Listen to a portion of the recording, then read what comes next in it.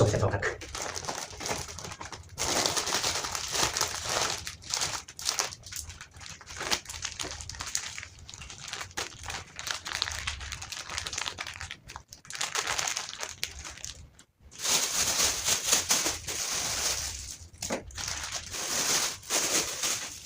รับซื้อเข้ามา5,000กันไว้เดี๋ยวมักเสียท่อ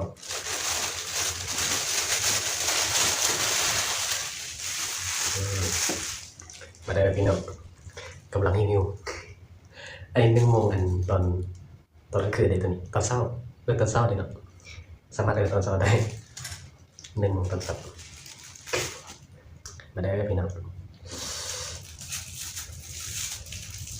มาได้กินโดนแล้วยำจีนนี่โต๊ะกินนี่ปัตตาอยู่ในกระเจียนติ่งไก่มีปลาหมึกมีฮอนดอกมีผักแล้วก็มีเนื้ออะไรวะโอ้ยน้ำลายแตกเราเดี๋ยวไปนั่งกินกันกำลังจะเอาอย่างก่อนเอาฮอนดอกก่อนใส่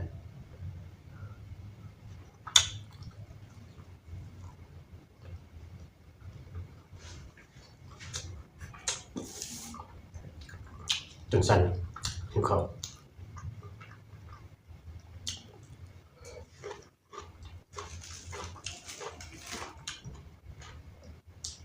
ว่าแห้งไปได้ผมว่า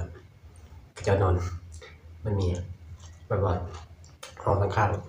ๆแบบว่าเพื่อนข้างห้องแบบ